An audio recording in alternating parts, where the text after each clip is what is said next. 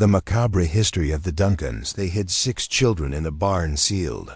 Since the 1800s, the morning of April 15, 1972, began like any other in Elk Hollow, Kentucky. The small farming community, nestled between rolling hills and dense woodlands, carried the weight of America's post-Vietnam malaise in its quiet streets. Families gathered around television sets, watching Walter Cronkite deliver news of a world seemingly spinning out of control. While outside their windows, life moved at the same measured pace it had for generations. But for Sheriff James Whitmore, this particular morning would shatter everything he thought he knew about his peaceful county. The call came in at 7:23 a.m. Mrs. Eleanor Hartwell, the Duncan family's nearest neighbor, living nearly 2 miles away, reported strange sounds coming from the old Duncan property. She described them as voices of children singing hymns, a curious detail that made Whitmore pause as he scribbled notes on his desk pad. The Duncan property had been a source of quiet speculation for decades. Ezekiel Duncan, the current patriarch, was known throughout the county as a deeply religious man who kept his family isolated from the outside world. The Duncans rarely came to town, and when they did, it was always the same routine.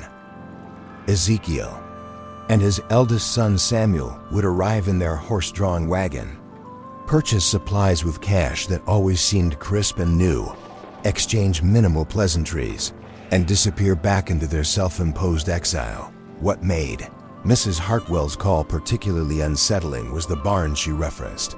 Everyone in Elk Hollow knew about the old barn on the Duncan property, a massive wooden structure that had been sealed shut with heavy chains and padlocks for as long as anyone could remember.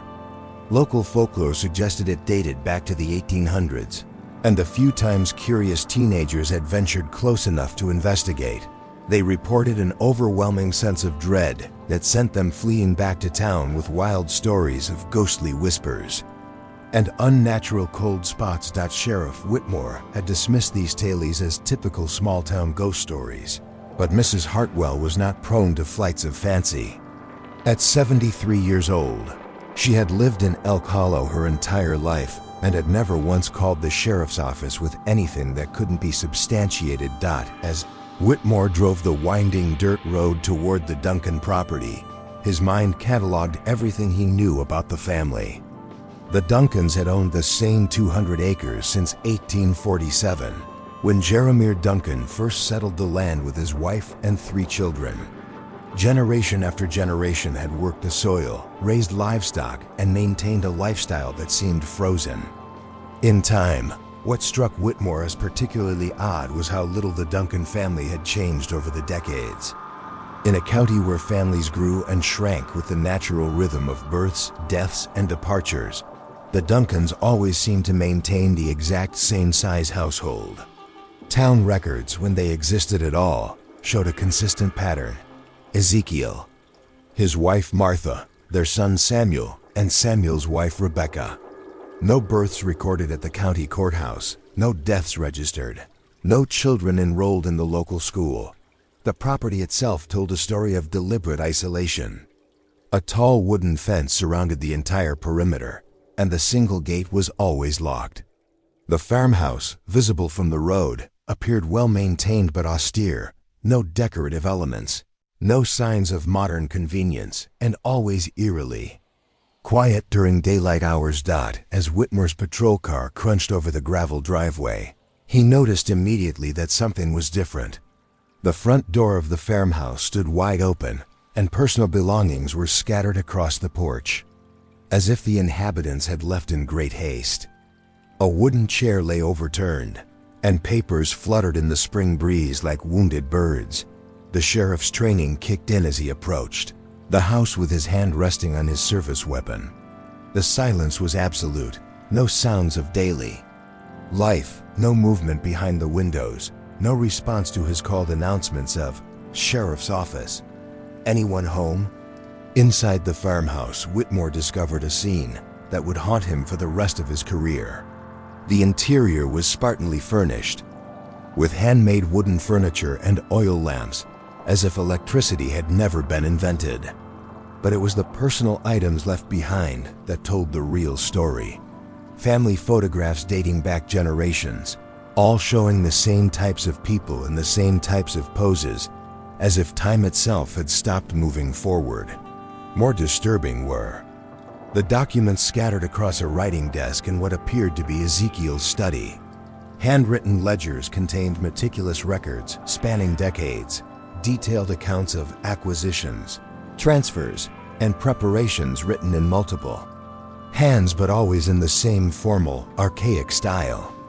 The entries were cryptic but consistent, referencing biblical passages and what appeared to be dates of religious significance. But it was the final entry, dated just 3 days earlier, that made Whitmore's blood run cold. The appointed time approaches. The children are prepared for the final blessing. May God forgive us for what we must preserve. Following Mrs. Hartwell's directions, Whitmore made his way toward the rear of the property where the infamous barn stood like a monument to forgotten secrets. The structure was massive, easily large enough to house dozens of cattle, and its weathered wood had turned silver gray with age. Heavy chains wrapped around the entrance, secured with padlocks that bore the green patina of decades. But as Whitmore approached, he noticed something that made his pulse quicken. The chains had been cut recently. The metal ends were bright and clean, and the padlocks lay in the grass like discarded thoughts. The barn doors, freed from their constraints, hung slightly ajar, and from within came the sound that Mrs. Hartwell had reported, the unmistakable voices of children, singing a hymn. In perfect harmony, Whitmore drew his weapon and pushed open the barn door. What he discovered inside would require the intervention of federal authorities, child psychologists, and medical experts from 3 states. But in that first moment, as his eyes adjusted to the dim interior, Sheriff James Whitmore could only stare in stunned disbelief at a sight that challenged everything he understood about human nature and the capacity for both cruelty and survival. 6 children, ranging in age from approximately 8 to 16, sat in a perfect circle on the dirt floor. They wore simple, handmade clothing that appeared to have been sewn from rough cloth, and their hair had been cut in identical, precise styles. Their skin was pale from lack of sunlight, but they appeared physically healthy, well-fed, and remarkably calm. They continued singing their hymn even as Whitmore entered, their voices never wavering, their eyes never meeting his.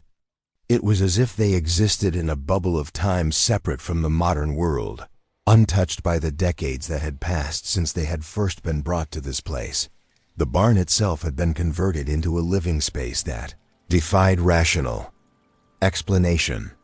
The interior had been divided into sections: sleeping areas with straw mattresses, a cooking area with a wood-burning stove, storage spaces filled with preserved foods, and what appeared to be a makeshift schoolroom complete with wooden desks and handwritten textbooks.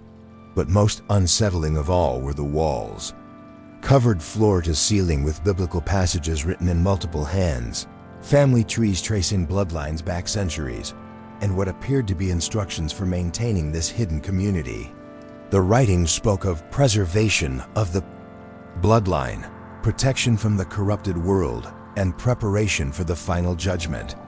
As Whitmore tried to process what he was seeing, one of the children, a girl who appeared to be the oldest, finally looked up at him with eyes that held an intelligence and awareness that seemed far beyond her years. "Are you here to take us outside?" she asked in a voice that carried traces of an accent Whitmore couldn't place, something that sounded like it belonged to another century entirely. Before Whitmore could respond, she continued, "We've been waiting. They told us someone would come when it was time." The other children stopped singing and turned to look at the sheriff with expressions of curiosity mixed with something that looked like relief. Not fear, not confusion, relief, as if his arrival was not a rescue but a long-anticipated appointment. "How long have you been here?" Whitmore asked, his voice barely above a whisper. The girl tilted her head slightly, considering the question with the seriousness of someone much older. "We don't count time the way the outside world does," she said, "but the seasons have changed many times. Mary there has seen 16 winters. John has seen only 8. She gestured to the other children, each of whom nodded in acknowledgement of their introduction, their faces serene and accepting. "And your families?" Whitmore pressed. "Your parents?" "The Duncans are our family now," the girl replied matter-of-factly. "We are being prepared for something important. Or we were, until they left us 3 days ago."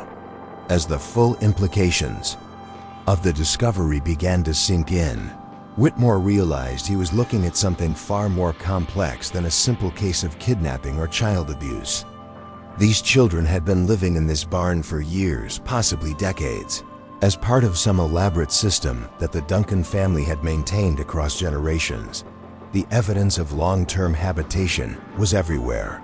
Books that had been read countless times, clothing that had been mended and remended, tools and furniture that showed the wear patterns of daily use. This wasn't a temporary hiding place. It was a complete, self-contained world designed to exist independent of everything happening beyond the barn walls. But perhaps most disturbing of all was the children's complete acceptance of their situation. They showed no signs of trauma, no desperate attempts to escape, no fear of their captors. Instead, they displayed a calm resignation that suggested they had been conditioned to view their isolation not as imprisonment, but as privilege, a special calling that set them apart from the rest of humanity. As Whitmore called for backup and medical assistance, his mind raced with questions that seemed to have no rational answers. How had the Duncan family maintained this secret for so long? Where had these children come from? And most troubling of all, what had they been preparing for that required such elaborate secrecy and isolation? The discovery in the Duncan barn would soon capture national attention. But for now, in this moment suspended between past and present, Sheriff Whitmore could only stand witness to a secret that had been kept for generations, finally exposed to the light of a world that would struggle to understand how such a thing could exist in modern America. The children continued to watch him, with their unnaturally calm expressions, waiting patiently for whatever came next, as if they had been preparing for this moment their entire lives. And perhaps Whitmore would later realize they had been. The investigation that followed the discovery of the Duncan children would take federal authorities down a rabbit hole of historical documents, genealogical records, and psychological evaluations that painted a picture of generational obsession spanning nearly 2 centuries. FBI Special Agent Diana Morse arrived in El Colo on April 18th, 3 days after Sheriff Whitmore's initial discovery.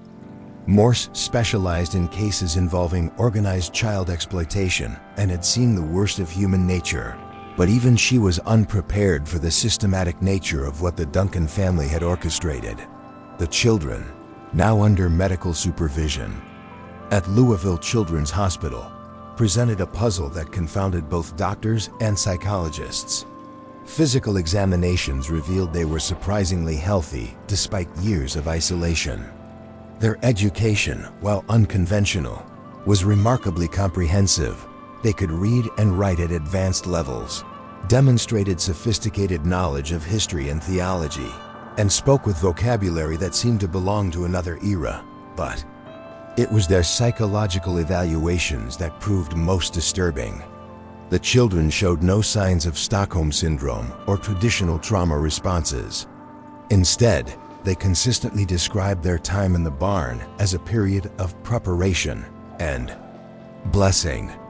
They spoke of the Duncan family not as captors, but as guardians who had been entrusted with their care as part of a sacred duty. Dr. Sarah Chun, the lead child psychologist assigned to the case, noted in her reports that the children's worldview had been so thoroughly shaped by their isolation that they genuinely believed they were part of something divine and necessary.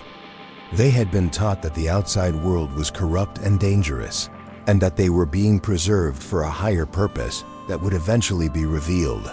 Meanwhile, Agent Morse and her team began the painstaking process of reconstructing the Duncan family's history.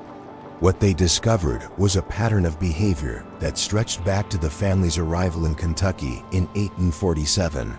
Jeremiah Duncan, the original patriarch, had purchased the 200-acre property with gold coins that local records suggested came from an unusual source. Contemporary accounts described him as a man possessed of strange religious fervor who claimed to have received divine instructions to establish a sanctuary for the faithful in preparation for the end times. The first documented disappearance connected to the Duncan property occurred in 1851, when 3 children from neighboring farms vanished during a summer thunderstorm. Search parties found no trace of them, and the case was eventually closed as a tragic accident. But decades later, when property records were re-examined, investigators discovered that Jeremiah Duncan had purchased additional land immediately. Following these disappearances, transactions paid for with the same type of unusual gold coins. The pattern repeated itself with disturbing regularity across generations. Every 10 to 15 years, children would disappear from the surrounding area. Sometimes they were orphans from nearby towns. Sometimes they were runaways escaping difficult family situations. Always, they were vulnerable individuals whose absence wouldn't immediately trigger large-scale investigations. And always, the Duncan family's financial resources seemed to increase following these disappearances. Agent Morse's team eventually traced the source of the Duncan family's wealth to a network of religious extremists that had operated throughout the Midwest during the 19th century. These groups, influenced by apocalyptic interpretations of Christianity, believed that select children needed to be preserved from the corruption of modern society until the second coming of Christ. The Duncans had apparently been recruited as custodians in this network, tasked with maintaining one of several hidden sanctuaries where chosen children would be raised in isolation, educated according to strict religious principles, and prepared for their role in the coming kingdom of God. But what made the Duncan operation unique was its longevity and sophistication. While other similar groups had been discovered and disbanded over the years, the Duncans had perfected a system that allowed them to operate undetected for over a century. The key to their success lay in their meticulous planning and generational commitment. Each Duncan patriarch was raised from birth to understand his sacred duty. The family maintained detailed records of bloodlines, tracking the genealogies of local families to identify potential candidates for preservation. They studied the social dynamics of surrounding communities, identifying children who could disappear without triggering intensive investigations. Most importantly, they had developed a sophisticated system of psychological conditioning that ensured their captives would not only cooperate with their captivity, but would come to view it as a privilege. Dr. Chen's interviews with the rescued children revealed the elaborate mythology that had been constructed to justify their imprisonment. They had been taught that they were descendants of biblical patriarchs, chosen by God to carry forward the true faith through a coming apocalypse. Their isolation was not punishment, but preparation. They were being preserved in purity, while the outside world descended into corruption and chaos. The children genuinely believed that their eventual release would coincide with the end of the world, at which point they would emerge as leaders of a new righteous civilization. They had been educated not just in basic academics, but in practical skills necessary for rebuilding society: farming, carpentry, medicine, and governance according to biblical principles. But perhaps most chilling was the discovery of the Duncan family's long-term planning. Documents found in the farmhouse revealed detailed blueprints for expanding their operation. They had been preparing to construct additional barns, establish contact with similar groups in other states, and ultimately create a network of hidden sanctuaries that could preserve hundreds of children. The plan had been derailed not by outside discovery, but by internal discord. Agent Morse's investigation revealed that Samuel Duncan, Ezekiel's son, had begun questioning the family's mission. Born in 1950, Samuel had grown up during a period when the outside world was changing rapidly, and he had developed doubts about whether their isolation was truly serving God's will. These doubts had led to increasingly heated arguments between father and son, culminating in Samuel's decision to leave the property and expose the family secrets. The hastily abandoned farmhouse suggested that Ezekiel and the remaining family members had fled when they realized Samuel's intentions, but Samuel Duncan was never found. Neither was his wife Rebecca, who had been raised in a similar extremist community in Ohio before being brought to Kentucky to continue the bloodline. Federal authorities launched a nationwide manhunt, but the couple seemed to have vanished as completely as if they had never existed. The search did, however, uncover evidence of other Duncan operations. Property records revealed that the family had maintained safe houses in 3 other states, all purchased with the same mysterious gold coins that had funded their Kentucky sanctuary. Each property showed evidence of similar modifications, barns or outbuildings that had been converted into living spaces, storage areas stocked with preserved foods, and libraries filled with religious texts and educational materials. But these other sites had been abandoned years earlier, suggesting that the Kentucky location had become the central hub of an operation that had once been much larger. As the investigation expanded, federal authorities began to uncover the full scope of what the Duncan family had accomplished. Over the course of 125 years, they had successfully preserved an estimated 40 to 50 children. Some had eventually been released as adults, carefully reintegrated into society with new identities and lifelong commitments to maintain the secret. Others had simply disappeared from the historical record entirely. The 6 children found in the barn represented the final phase of the operation, a carefully selected group who had been designated to carry forward the bloodline and continue the mission into the next generation. But the most disturbing revelation came from the children themselves. During their psychological evaluations, they consistently expressed not gratitude for their rescue, but concern about abandoning their sacred duty. They had been so thoroughly conditioned to believe in their mission that freedom felt like failure. Mary Duncan, the oldest of the rescued children, had been taken from a Detroit orphanage in 1960 when she was just 4 years old. For 12 years, she had been raised to believe that she was a Duncan by blood, destined to become the mother of the next generation of preserved children. The revelation that she was not biologically related to the family, that her entire identity had been constructed, should have been liberating. Instead, it left her devastated. "You don't understand," she told Dr. Chun during one particularly emotional session. "Everything we were taught, everything we believed, it gave our lives meaning. We were special. We were chosen. Now you're telling us we were just stolen?" This response was consistent across all 6 children. Their conditioning had been so complete that they struggled to function in a world that didn't recognize their supposed divine calling. They had been given a purpose that, however twisted, had provided structure and meaning to their entire existence. The psychological rehabilitation process would take years, and experts warned that some of the children might never fully adapt to life outside their carefully constructed bubble of faith and isolation. The case of the Duncan children would eventually lead to congressional hearings on child protection and religious extremism. New federal laws were passed requiring stricter oversight of isolated religious communities, and a special task force was established to investigate similar groups operating throughout the United States. But for the people of Elk Hollow, the discovery left questions that would never be fully answered. How many other children had been taken over the decades? How many families had wondered for generations what happened to their missing loved ones? And most troubling of all, how many other Duncan-style operations might still be operating in remote corners of America, preserving their own twisted vision of salvation through the systematic theft of innocence? The Duncan property was eventually sold at auction, and the infamous barn was demolished by order of the county health department.